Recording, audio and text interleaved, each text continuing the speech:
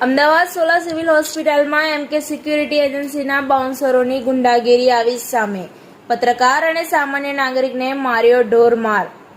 લોકશાહીના ચોથા સ્તંભ ગણાતા મીડિયાકર્મીઓ પણ હવે નથી રહ્યા સુરક્ષિત. એમકે એજન્સીના કોન્ટ્રાક્ટર દિલીપ શાહ અને સોલા સિવિલ હોસ્પિટલમાં ચાલી રહેલા કોન્ટ્રાક્ટના ઇન્ચાર્જ ઇમરાન ઉપર એવા તો કોના હાથ છે કે જેની રહેમ નજર હેઠળ આ લોકો બાઉન્સરના ડ્રેસમાં ગુંડાઓ પાલી રહ્યા છે. અમદાવાદ શહેરમાં અનેક સ્થળ ઉપર સિક્યુરિટી ગાર્ડ અને સામાન્ય જનતા વચ્ચે ઘર્ષણની ઘટના અનેકવાર સામે આવતી હોય છે. આવી જ એક ઘટના મંગળવાર રાતે સોલા સિવિલ હોસ્પિટલમાં એમકે એજન્સીના બાઉન્સરો અને સામાન્ય જનતા અને એક વિડીયો ઉતારી રહેલા પત્રકાર ઉપર થયેલી અમાનવીય અત્યાચારની ઘટના સામે આવી હતી. પાણીની બોટલ દર્દીને ઉપર આપવા જવાની બાબત ઉપર થયેલી બોલાચાલી અંતે મારામારી સુધી આવી ગઈ હતી. પ્રાપ્ત માહિતી અનુસાર સોલા સિવિલ હોસ્પિટલ ખાતે ગત મંગળવાર રાત્રે 11 વાગ્યાની આસપાસ ગોવિંદ નામનો યુવક તેના પિતા સાથે તેની માતાને પીવાનું પાણી આપવા માટે ઉપર જઈ રહ્યો હતો.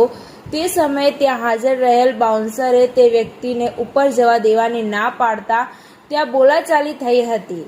ત્યારે અચાનક જ બાઉન્સરે આવીને ગોવિંદ ઉપર લાફાનો વરસાદ ચાલુ કરી દીધો હતો.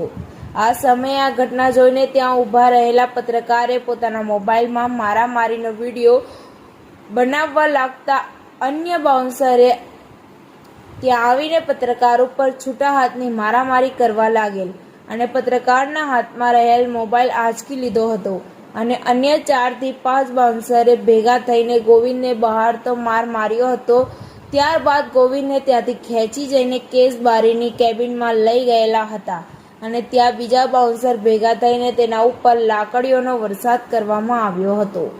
આ મારના કારણે ગોવિંદના ડાબા હાથે ફ્રેક્ચર પણ આવી ગયું છે.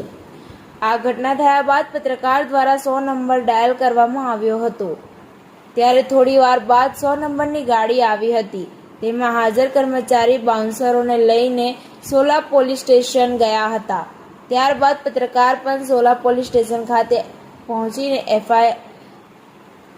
એફઆરઆઈ લેવા માટે કહેતા ત્યાંથી કર્મચારી દ્વારા કોઈ પણ જાતનો જવાબ આપવામાં આવ્યો ન હતો અને સોલા પોલીસ સ્ટેશન દ્વારા ગોળ ગોળ વાતો કરવામાં આવી હતી. આ બાબતે સોલા પોલીસ સ્ટેશનના પીઆઈ બારોટ સાહેબને પણ જાણ કરવામાં આવી હતી, તો પણ તેમના દ્વારા પણ બાઉન્સર ઉપર જાતની કોઈ કાર્યવાહી કરવામાં આવી ન હતી. આ ઘટનાને 36 કલાક પૂરા થઈ ગયા હોવા છતાં આવા ગુંડા તત્વો સામે કોઈ પણ જાતની કાર્યવાહી કરવામાં આવતી નથી. ત્યારે એવું લાગી રહ્યું છે કે શું સોલા પોલીસ સ્ટેશન પણ આવા ગુંડા તત્વો સાથે મળેલું છે કે શું? ત્યારે હવે સવાલ એ થાય છે કે જ્યારે પોલીસ પાસે પણ કોઈને મારવાની સત્તા નથી તો આ એમકે એજન્સીના બાઉન્સરોને પબ્લિકને મારવા માટેની સત્તા કોણે આપી છે? આ બાબતે સિવિલ હોસ્પિટલના આરએમઓ પણ બીજી અન્ય મીડિયાઓને ગેરમાર્ગે દોરી રહ્યા હોય અને બાઉન્સરોનો ગમે તે રીતે બચાવ કરી રહ્યા હોય તેવું લાગી રહ્યું છે. આ અહેવાલ રજૂ થયા બાદ સોલા પોલીસ આગળ શું કાર્યવાહી કરે છે તે હવે જોવું રહ્યું.